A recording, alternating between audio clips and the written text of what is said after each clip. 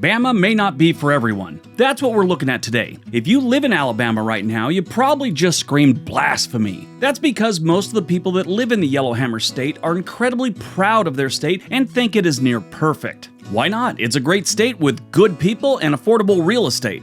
It's just not for everyone. And that's what we're looking at today. Things you should know that might be deal breakers for anyone considering moving to this fine southern state. Got it? Get it? Good. Let's take a look.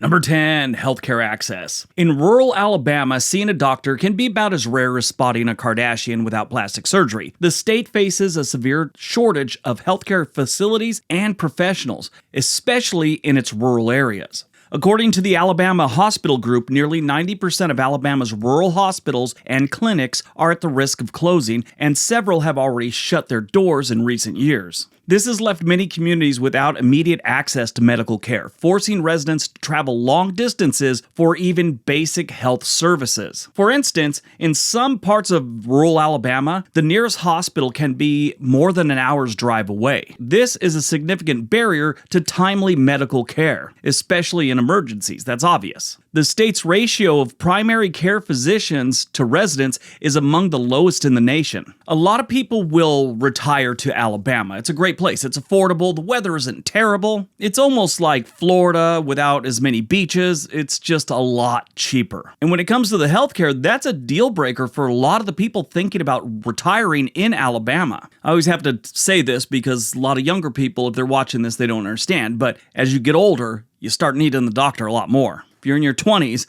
that makes no sense to you. If you're in your 30s, you're starting to clue into it. When you're in your 40s, it totally makes sense. And when you're in the 50s, you're all, yes, I need a doctor nearby. I mean, it's bad enough we got to get our prostate checked every once in a while, but then to have to drive 2 hours and think about it before you get it done, it's like cruel and unusual. What is the deal with doctors asking if you want a chaperone for that? You know, like someone else come in the room like a witness? My doctor asked me that. I told him, let's just keep the humiliation between the two of us, and I'm fine. But yeah, the healthcare situation in Alabama, I'm not saying the doctors or the hospitals are bad. They just have a problem with access, and that will be a deal breaker for a lot of people.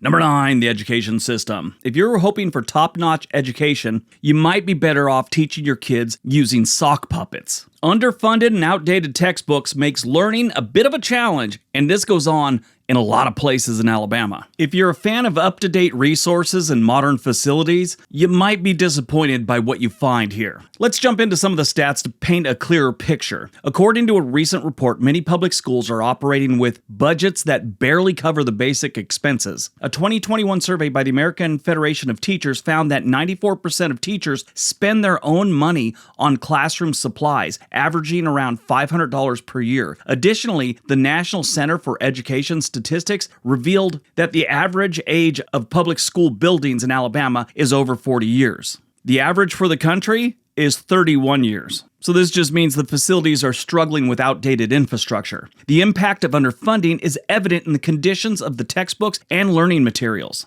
Now, their schools are a nightmare and their education system is really bad. They do have some top-notch universities, though. I will give Alabama that. But if you've got school-age kids, you might not want to put them in a school system in Alabama. Now, they do have some great schools. You just got to do your research. And you'll probably end up sending them to a private school.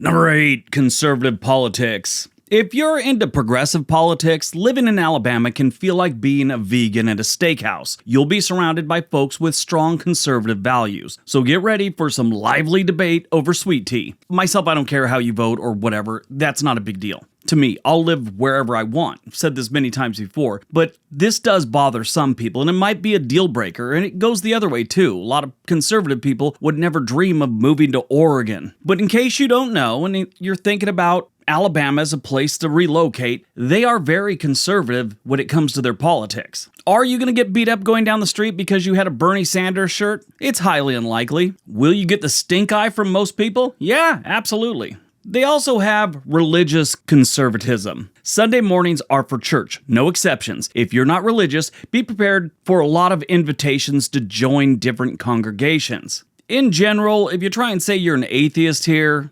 again, you'll get the stink eye.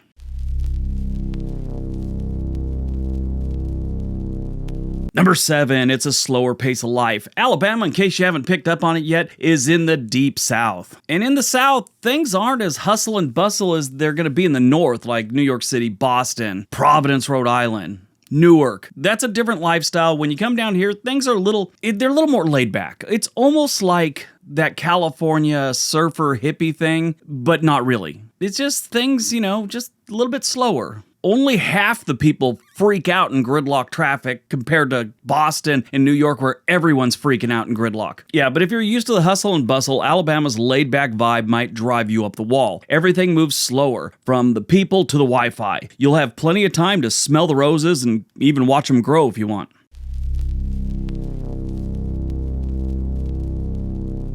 Number 6, limited job opportunities and income disparity. If you're in a specialized field, finding a job might feel a little bit like playing hide and seek with an invisible friend. There are jobs out there, but they're not exactly what you're looking for in most cases, especially if you're educated. Now, there are some places like Huntsville that are, breaking the mold for the rest of the South. But in general, Alabama and the rest of the South sort of lead the country in poverty. And it's not because they don't have jobs. They do. They just don't have a lot of well-paying jobs. They have what they call stagnant wages. Want a raise? Good luck with that. Wages in some sectors are as stagnant as a backyard pond. Move to the South, you won't be able to find a good job. You end up selling feet picks. Then you got the economic disparity. The gap between the haves and the have-nots can feel like the Grand Canyon in Alabama. Some folks are living large, while others are just living. Not so large. If you're lucky, you might end up somewhere in the middle class in the South. That only means you got a decent barbecue budget, and that's about it. If you look at the top 10 states for poverty, number 1, the worst state for poverty, is New Mexico. After that, the next 9,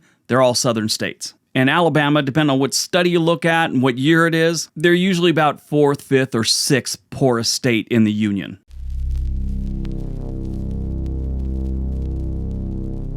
Number 5, infrastructure issues. So they don't have a lot of property tax in Alabama. That's just not their thing. Compared to a lot of other states, their property tax is what would be considered low. This runs into a problem. One of the biggest places most states get their infrastructure money from is property tax. Potholes in Alabama are so big, some of them have their own zip code. Driving can feel like an obstacle course, and if you don't have a 4x4, you might want to invest in some really good shocks. And car insurance. Alabama's pretty bad, but I was in New Orleans 12 months ago, 13 months ago, and it reaffirmed that those are the worst roads I've ever driven on, at least in the developed country.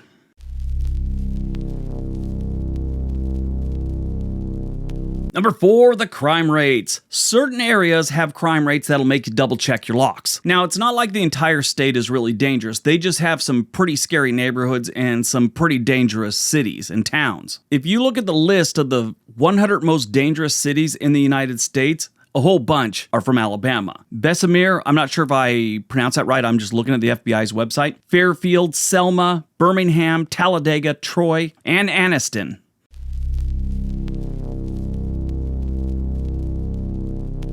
Number 3, natural disasters. If you love living on the edge, Alabama's your spot. Tornadoes and hurricanes will keep you busy, and you'll get really good at emergency preparedness drills, whether you want to or not. Now, they do get hit with the occasional hurricane. Their tornadoes aren't as bad as, let's say, Tornado Alley up there in Oklahoma and parts of Texas and stuff, but they get pretty bad. They also get a lot of flooding. Alabama ranks 9th in the nation for natural disasters, according to Wallet Hub.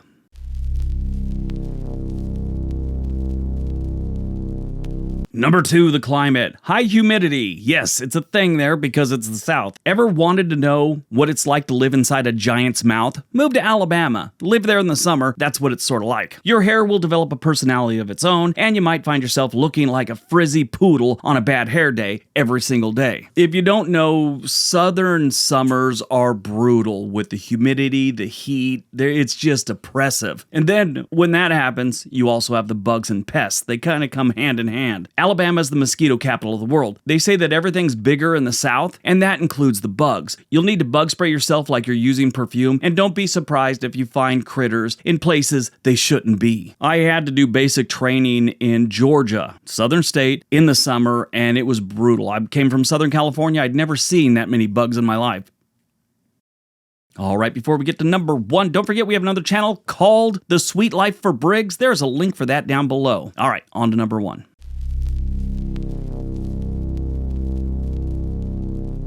And number 1, racial tensions. The state has a complicated history that is still very present today. You might find yourself stuck in a conversation that feels like it's straight out of a history book and not the fun kind with pop-up pictures. From Civil War battlefields to civil rights, the echoes of the past are hard to ignore in Alabama. In fact, a survey conducted by the Historical Society found that 68% of the residents regularly engage in discussions about historical events and their impact on modern life in Alabama. So while Alabama has its charms, it also has a laundry list of quirks that might not suit everyone. But if you can laugh at challenges, you might find yourself having a good time in Alabama. All right, everyone. If you liked today's video, you'll probably like one of the ones being suggested right now.